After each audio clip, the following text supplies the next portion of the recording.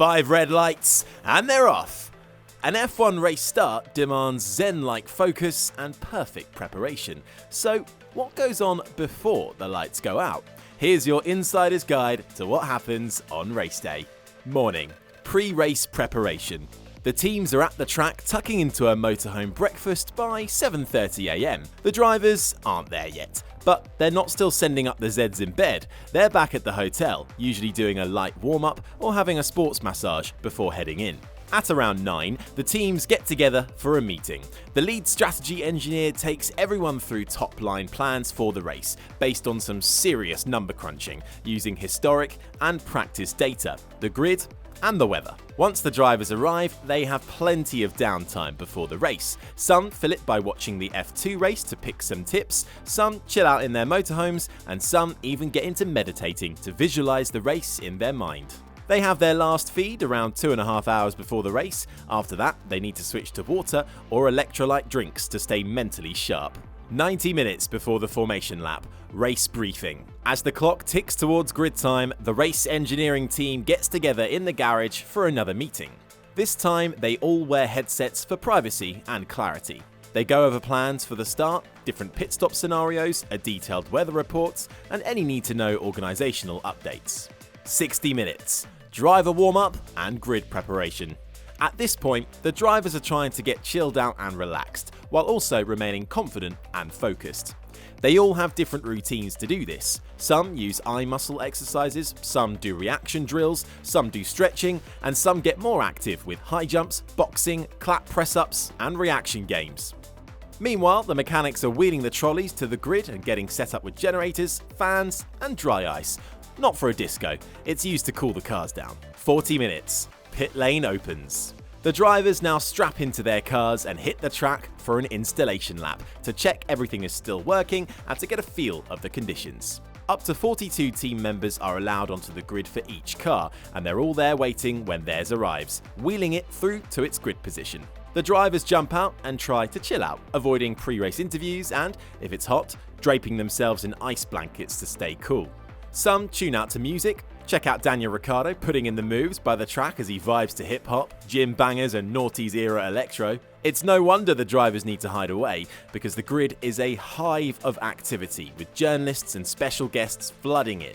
The mechanics tune out by tuning in to race radio transmissions via their headsets. Every car has a number one mechanic and a senior race engineer, with every team member taking responsibility for a specific set of jobs.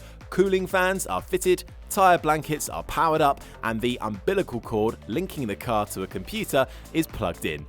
The engineer checks the steering wheel switches are set for launch and the front wing angles are correct. The power plant engineers go through systems checks and prepare the start sequence. In the empty garage, chairs are lined up for the mechanics to sit during the race. 30 minutes. Pit lane closes. This is the cutoff for cars to leave the garage. After this, everyone left in the garage must start from the pit lane exit. Just before the national anthem and the We Races 1 initiative, drivers will nip to the pits for a wee, just like a child does when told it's dinner time. From then on, it's the final countdown as a series of sirens and signals mark the approach to the start. 10 minutes, grid cleared. This is when it gets serious. All the journalists and hangers-on clear away, leaving only the crew that are critical for launch. The drivers are now in the car, some having performed their pre-race rituals, like Sebastian Vettel, who can only step into the cockpit from a certain side. The engineers run last-minute systems checks, right down to ensuring mirrors are in the right position. And the heartbeat notches up another level. 5 minutes. Red light countdown. 5 red lights on the gantry go on, and the launch sequence begins. At this point, wheels must be bolted on and tyre blankets powered down. Non-essential team personnel and equipment trolleys must start to leave the grid. With 3 minutes to go, just 16 crew per car remain. On pit wall, the top bosses start to assemble in front of a bank of computers, keenly watching the car's vital signs along with every camera angle imaginable. 1 minute to go and engines are started, tyre blankets removed, and the cars are lowered from their stands. All team personnel must now leave the grid, staying briefly to one side, ready to handle any problems. With 15 seconds left, it's just 20 men and 20 machines. Formation lap. The green lights go on. It's not all go yet. After all that build-up, the drivers need to complete a formation lap before they take the actual start.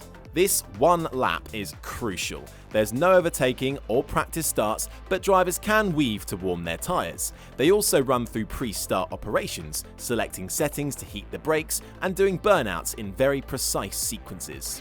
Before we talk about the final countdown to the race, we want to give a shout out to our sponsor for this series, Party Poker, who currently have a special sign-up offer. If you head over to the link in the description, open a new account and deposit £10 or more today, Party Poker will match it on deposits up to £400 and give you £40 worth of free play too. Only available if you are 18 or over, T's and C's apply, and please be gamble aware and play responsibly. Race start. When the cars are back on the grid, lined up 2 by 2, a steward waves the green all clear flag at the back. The safety car and medical car line up behind, and everyone waits for 5 red lights.